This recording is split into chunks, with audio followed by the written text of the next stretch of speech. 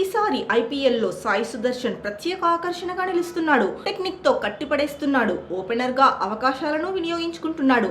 Orange cap race లోనూ తగ్గేదే లేదంటున్నాడు. ఇక గుజరాత్ టైటన్స్ కు బలంగా మారాడు. లెఫ్ట్ హ్యాండ్ బ్యాటర్ ఆటకు మాజీలు కూడా ఫిదా అవుతున్నారు. ఈ యంగ్స్టర్ ను టీమిండియా తరఫున ఆడించాలంటున్నారు. ఇంగ్లాండ్ టూర్ కు ఎంపిక చేయాలని కూడా అంటున్నారు. ఇదే అంశంపై టీమిండియా మాజీ హెడ్ కోచ్ రవిశాస్త్రి స్పందించారు. సాయి సుదర్శన్ కు 3 ఫార్మాట్లలో ఆడే టాలెంట్ ఉందన్నాడు. క్లాస్ ప్లేయర్ అని కితాబిచ్చాడు. లెఫ్ట్ హ్యాండర్ మెరుగైన టెక్నిక్ ఉన్నందున ఇంగ్లాండ్ తో టెస్ట్ సిరీస్ రేస్ లోకి వచ్చినట్టే అన్నాడు. ఇంగ్లాండ్ లో శ్రేయస్ అయ్యర్ కూడా రీ ఎంట్రీ ఇచ్చే అవకాశం ఉందన్నాడు. కాకపోతే అయ్యర్ కు పోటీ తప్పదన్నాడు. డొమెస్టిక్ టోర్నీలకు దూరంగా ఉన్నాడని, కొంతకాలం క్రితం శ్రేయస్ అయ్యర్ పై బీసీసీఐ చర్యలు తీసుకుంది. సెంట్రల్ కాంట్రాక్ట్ నుంచి తప్పించింది. అయితే ఆ తర్వాత డొమెస్టిక్ టోర్నీలో శ్రేయస్ అయ్యర్ సత్తా చాటాడు. మళ్లీ సెలెక్టర్ల దృష్టిలో పడ్డాడు. టీమిండియా తలుపు తట్టాడు. ఇంగ్లాండ్ తో సిరీస్ లో రాణించాడు. ఛాంపియన్స్ ట్రోఫీలోనూ మెరుపులు మెరిపించాడు. ఇప్పుడు ఐపీఎల్లోనూ నిలకడగా రాణిస్తున్నాడు. పంజాబ్ కింగ్స్ ను ప్లే ఆఫ్స్ రేస్ లో నిలబెట్టాడు. బీసీసీఐ నుంచి మళ్లీ సెంట్రల్ కాంట్రాక్ట్ ను అందుకున్నాడు. 3 ఫార్మాట్లలోనూ ఆడాలనే పట్టుదలతో కనిపిస్తున్నాడు.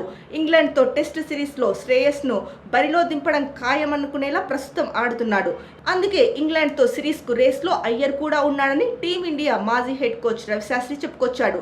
జట్టులో లెఫ్ట్ ఆర్మ్ పేసర్ కూడా ఒకరు ఉండాలన్నాడు. హర్షదీప్ సింగ్ ను ఆడిస్తే అడ్వాంటేజ్ అవుతుందన్నాడు. హర్షదీప్ ను వైట్ బాల్ ఫార్మాట్ కి పరిమితం చేయడం సరికాదన్నాడు. గత వన్డే వరల్డ్ కప్ తర్వాత చాలా కాలం పాటు అంతర్జాతీయ క్రికెట్ కు షమి దూరంగా ఉన్నాడు.